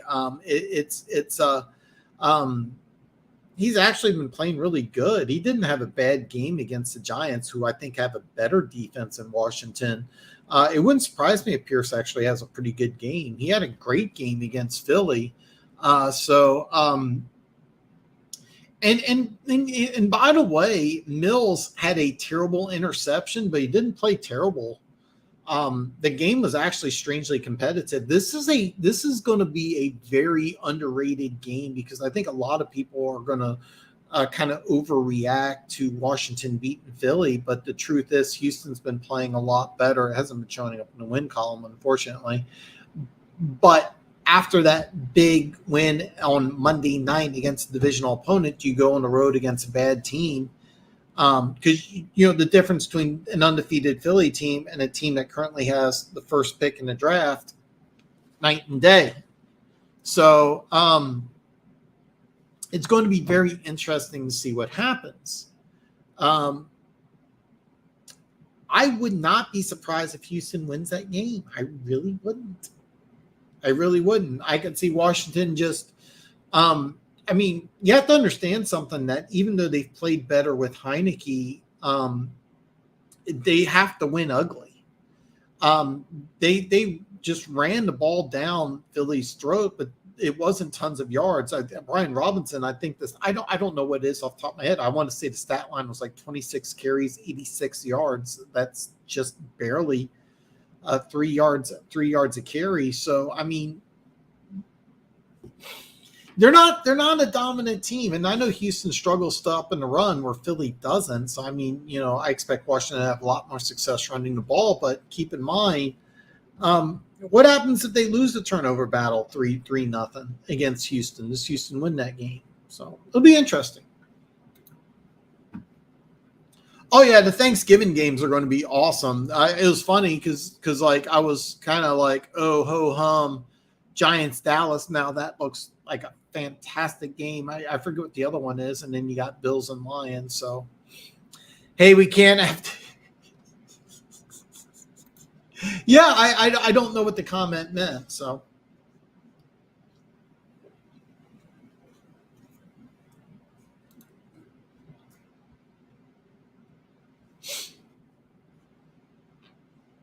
Pierce is a stud. I wanted us to draft him in Tampa, but I love Rashad White. He ran so hard at Florida, but he had to share so much of backfield with Pernay and Pearney. I don't know how to pronounce that. I actually really liked Pernini. I don't know how to pronounce that name. Yeah, I think he's with the Jets. I don't remember off the top of my head. I want to say he's with the Jets. He's not doing much, but I really liked Perrine. I'm sorry, I'm butchering that name, but I really liked him a lot. And I was a big Rashad White fan. Just, when I found out he was from Raytown, I was like, oh, hell yeah. I love Rashad White. So Rashad White's going to be one of those guys that I'm always going to cheer for. And way Pierce is playing is just lights out. So I had to miss a little bit of the show. Did you talk about Jeff Saturday stuff at all? No, I did not. I literally did not. I ranted quite a bit about, Philly and Washington, talked a lot about Minnesota and Buffalo. I did not talk about the Jeff Saturday stuff at all and give a lot of credit. But if you know this, I picked Indy. I took 6.5, and I predicted I thought Indy would win. A few things about Jeff Saturday signing. Number one, Jim Irsay. Bob Irsay was his dad, former owner of the Colts. Jim Irsay has every reason to gloat. All right, he got a lot of backlash for hiring Saturday, and Saturday won. And if you saw the same thing I did, Bill Cowher had a rant on how this was wrong and unfair, and I can't believe I'm saying this, but I disagree with Bill Cowher completely. And I understand that the Rooney Rule's in play, and I don't want to get too much into this topic, but let's be honest. The NFL has a problem with hiring black men as NFL head coaches. I mean, black men comprise of 85% of the NFL, but there's Wilkes, Saleh, and Pittsburgh head coach. I'm drawing a blank on his name. I can't believe I can't think of his name. 32 NFL teams, 3 black head coaches. All right, so that's less than 10%. But 85% of the NFL is black. So the NFL does have a problem. All right, they just it is an issue. It is an issue. All right, but not being able to hire who you want as your head coach. You're the owner of the team. If you own a business, you shouldn't be regulated on who you want to hire based on the color of his skin. If Jeff Saturday was a black dude, people are making it sound like it would be okay, but because of the color of his skin, that's what people have a problem with. I don't have a problem with him hiring Saturday. I actually thought it was a smart move. You basically, you have a coach, you fired your offensive coordinator. You need somebody to come in and kind of right the ship. You didn't want to promote Bradley, which I think might work out because you may want to keep him as defensive coordinator or as possible head coach next year. All right, because you put him in an interim position, you basically can't demote him, and you may want to keep him around as defensive coordinator. So I thought it was really smart to bring in Saturday. I wouldn't say I defended Irsay, but I didn't have a problem with him. And I thought Cowher was wrong. If you're the owner of a business, you went ahead and you invested your hard-earned money into buying the company. Now, keep in mind he inherited it from his dad, but still, you can't hire the guy you want. No, you should be able to hire anybody you want. I mean, it's your company, it's your business. I mean, I know the NFL's seen a little differently, and yes, it is a problem with black men being hired as NFL head coaches. Let's be honest. If let's say you switch black men with women, if you had a company that was 85% women, but the top positions weren't, that would be eliminated immediately. Like government would come in and overthrow it. I mean, let's be honest, that's just the way of the world. But the NFL's made steps. I don't have an answer as to what they can do, but I will say it is an issue, a legitimate issue. I have no problem with Irsay. What Irsay did, he needed to hire the right guy. Should he have gotten criticism? Yes. Should he have gotten as much criticism? No. What Cowher said was wrong. And I love Bill Cowher. And it, like, if I were to run into him in person, I wouldn't tell him, "Oh, you were wrong." I wouldn't say that. But I think what Irsay did was smart. And I don't know if Saturday's the long-term move. And that's another one of 100 off-field issues that we're going to talk about, because the Saturday step down after the season, does he continue? It's going to be a great story, but I called it. So yeah. I thought the backlash to his hiring was strange. Yeah, it was strange. Keep in mind, I mean, yeah, he didn't have any experience, but he's right. He didn't have any experience, but I thought it was the right move. And reason why I thought it was the right move is mainly because their new defensive coordinator, by the way, Gus Bradley, I think that they want to keep him around regardless of who the head coach is in 2023. That's why I kind of like the move. And I think that behind the scenes, I think Bradley and Irsay had a conversation, and it's like, look, I'm not going to promote you. There's also, I think John Fox is on that defensive coaching staff. He was a former NFL head coach. I could be wrong about that, but I believe John Fox is on that coaching staff. He probably had I'm assuming he may not have, but I think he's like, hey, listen, I want to keep you guys around, but if I promote you to interim head coach, I can't demote you back to coordinator. And that's never worked, by the way. But can you, with an interim coach that you bring in for the last 2 months, right? Can you take Saturday and say, hey, we're going to remove you from the head coaching position and keep the assistant coaches the same? Can you have that work? And the answer is yes. And I think that's what's going to happen. So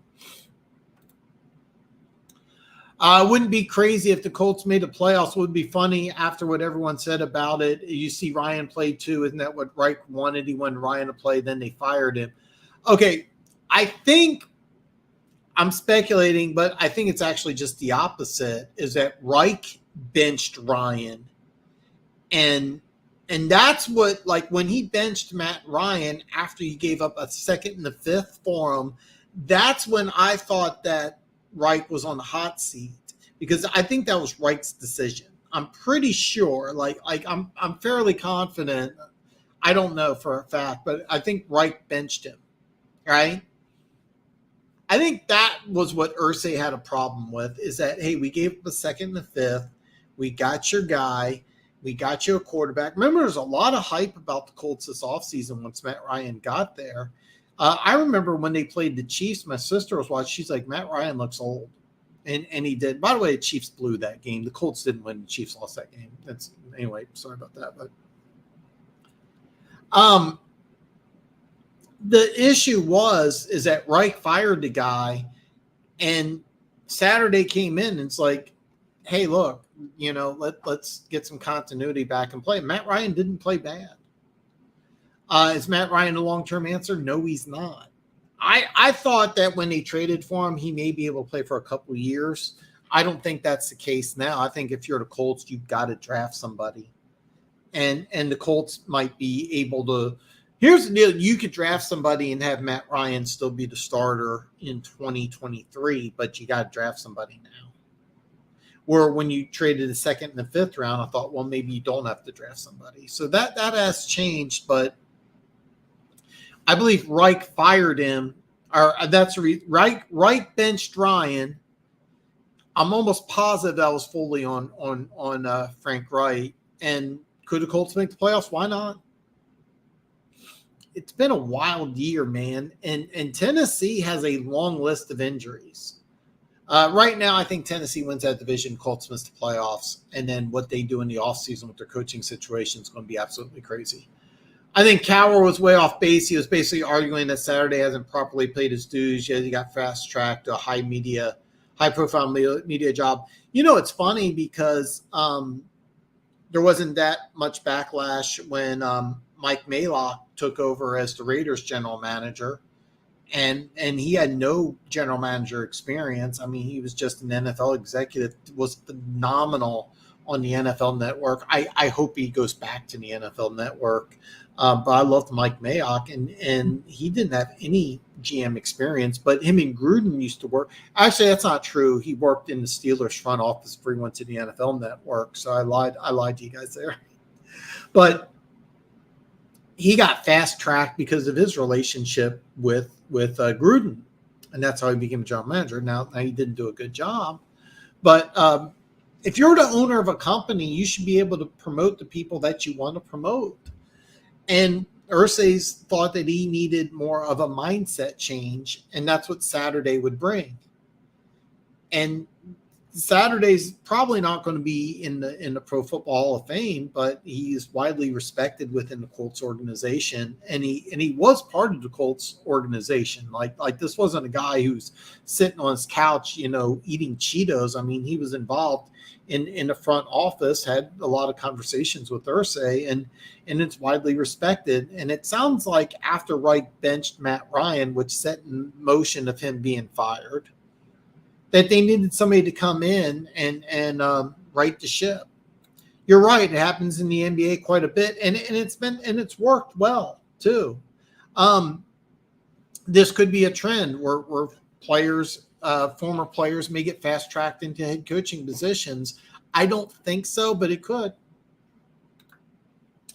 I'm thinking Bills, Dolphins, Titans, Ravens, Bengals, Chiefs. I say either Jets or Chargers for last spot. I lean Chargers because they're more talented. Pats just miss it, I think. Do me a favor. If you tune in Friday after I make my video, watch the video. I tried to keep them short. Me and Denver are going to do our picks. I already made my 3. I'm going to reveal them in the video. I'm not going to tell it today. But after I do the video with Denver Gator, I'll get my picks. I'll get Denver Gators picks. If you can, please join Friday. Let me know what games you're picking, and I'll keep them. And Tuesday, hopefully you can gloat on the victories. It's crazy how the Chargers could miss the playoffs again. They needed that Niners game, huge game with the Chiefs. Those games are always good. It's a broken record, but the Chargers injury report is just bad. No Keenan Allen, no Mike Williams. It was funny. Chargers social media was making fun of the Niners for being happy about a win against the Chargers JV team, but were you supposed to be mad after a loss? It was a good game. It was a really good game. I give the Chargers a lot of credit, but, I mean, they were really banged up. I mean, that Chargers team is really beat up bad. And, I didn't think they were a playoff team. They missed the playoffs last year. I didn't think they got significantly better. I think the big name players that they added, they detracted from the team because they lost a lot of starters. Kazir White, who I was playing good with Philly, he played better with the Chargers last year. Their outside linebacker who's starting in Seattle and doing a really good job. He was the guy who played all 17 games. And then, Drew Tranquil and I'm drawing a blank on the other inside linebacker, missed games to injury. They put a lot of stock in the players who can't stay healthy. And that's really always hurt the Chargers is health. And I also think that they don't really want to lean on the running game. And I get it. And I could argue the same thing with Kansas City. Like, Kansas City needs to run the ball more. But they got a running back who scored 20 touchdowns last year, and they don't use him nearly enough as far as I'm concerned. And he may have gotten 30 touches. I don't know his stat line, but I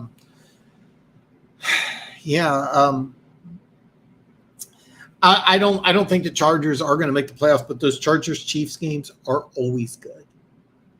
Always good. If you're not an AFC West fan, you probably don't realize how great these games have been over the years. Phillip Rivers has had some great games against Kansas City, both good and bad. Some crazy wild endings. I remember a game where all the Chargers had to do was take a knee, and Phillip Rivers fumbles the snap. The Chiefs recover, and the game goes into overtime. Chiefs win. There was a game opening day. Keenan Allen's just dominating the game. Chargers get up 24 points. Keenan Allen tears his ACL. Chiefs come back after being down 21 points in the second half, force overtime. Alex Smith scores a game-winning touchdown on a run and just goes ballistic on the sidelines. And last year in overtime, Travis Kelce has one of the greatest plays in the NFL last year. And lot of Chargers Chiefs games are always good. And what's scary for the Chargers is that the Chiefs are entering the game fully healthy, and Frank Clark comes back. So, Jonathan Taylor finally had the game everybody thought he would be having all season. It's amazing how consistently the interim head coach wins the first game.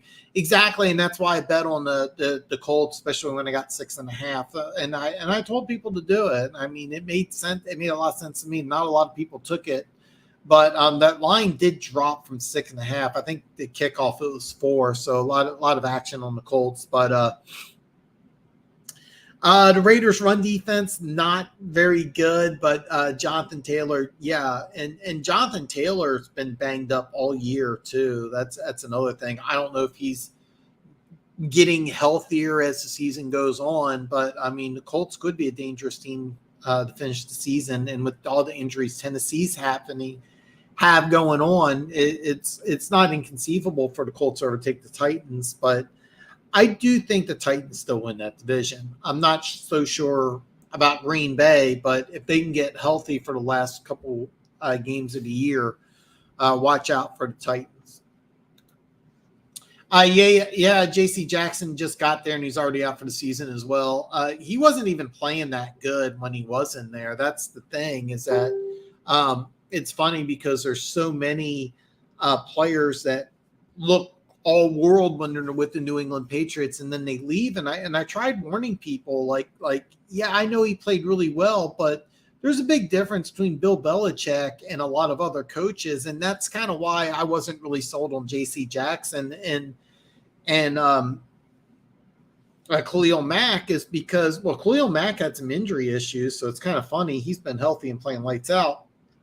J.C. Jackson, who didn't have any injury issues first couple of years, not only is he injured, but he didn't play well. He was even benched for a while. So that's going to be another interesting story. I don't know his contract situation, but the Chargers may be looking to get out of that deal this offseason if it's possible, because he's not the player they were envisioning to be in the season, or they envisioned when they signed him to that huge contract.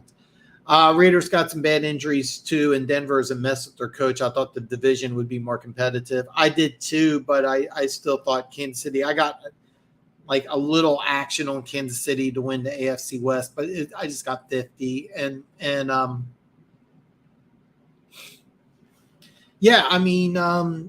lot of people thought it would be more competitive, and if the Chargers win, it's a fight. But if the Chiefs sweep the Chargers Sunday, then it's basically Kansas City's going to be just fighting to retain that 1 seed.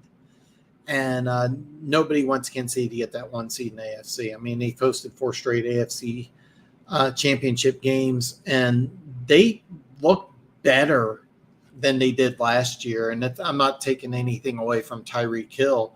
But the thing that's different about this Chiefs team than the other 4 teams is that this team looks a lot faster on defense. There's a lot of youth and a lot of speed, and they're really starting to play really well. So, this division is not competitive. But if the Chargers somehow pull it off, then Yeah, facts, Jimmy. Panthers beat us when the interim coach took over. I have a theory for that. That's why I took the Panthers as a dog that week and unfortunately won money for that pick. Yeah, when you have a new coach that takes over, almost universally that team plays better. That's why when I got 6.5, Yeah, tough against betting against your team, but well done though.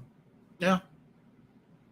I'm gonna tell you something right now. I would bet against Kansas City if I thought there was good line. And actually, I may take against Kansas City because they have a bad habit of playing games close to the vest. They may be double-digit favored against a decent opponent down the line, and I might bet against them. It's not often I do, but I have no problem betting against my team. Smart bettors do that. Minnesota may clinch their division by Thanksgiving too. Sorry, Lions fans, it is possible. I'm gonna wrap up here. I'm going on 2 hours. If you have any questions, go ahead and drop them here real fast. Also, you can drop a comment below. It'd mean the world to me. It really helps the YouTube algorithm. For those of you that are new here, I saw a few new names. Make sure you hit that subscribe button. If you haven't already, give me a thumbs up. Do like it, do subscribe, and do share this content. I'm doing a lot of things to try to improve the quality of the show. So a lot of things coming up in the future. The bets video that I'm coming out, me and Denver Gator kind of tag team that will come out. More than likely, I'm going to release that Friday at noon.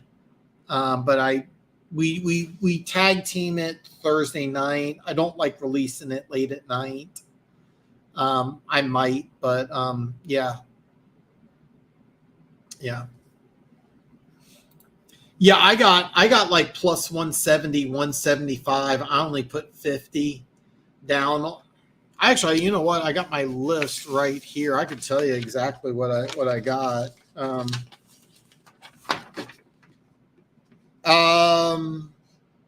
I only put $50 down on it, and I don't have the number. I thought I wrote it down. But all my Chiefs bets look like they're going to hit. However, this really revolves around the Houston Texans, and I really need the Houston Texans to get at least 3 more wins before my year-end total looks good. So I put 50 on the Chiefs to win the division. I think I got plus 170, but yeah, probably less. Yeah. And by the way, next year is going to be different, or but you never know. See you Friday. Yeah, let me know what you pick. If you don't mind, let me know what you pick. I'll have that video out probably Friday at noon. Me and Denver Gator are going to tag team that after Thursday Night Football. What happens is right after Thursday Night Football, I give them a call. We do the video. I got a little bit of it already set up. I already made my picks, and I'm not even done yet. Jets and Seattle did hit their win totals. I know Seattle was 4.5, and I actually was toying around the under. A lot of people were swearing up and down Chicago under 6 or 6.5. One guy was saying he got under 7, and he was like, this, you got to do it. And I'm like, well, you never know, first year head coach. So I'm hitting all my division winners so far. I'm sweating the Cardinals. Ooh. Yeah. God, if Cotton, I have no idea if Kyler Murray is going to play next week. That's actually an interesting game. Wait a minute, they have a no. They play on Monday night. I have no idea, but they play San Francisco. So good luck, because San Francisco's looking really impressive. By the way, that is an interesting line, because I think they're not planning on Kyler Murray playing, because that game right now is Arizona plus 8. So Kyler Murray plays, that could drop. That's up to you if you want to call that. But these, by the way, 49ers Cardinals games are usually pretty close. So 8 is that's right. It's in Mexico. Okay, you're right. I'm sorry. I put at Arizona, but yeah, the game's in Mexico. So right now, if Kyler Murray plays, it's probably going to change from 8.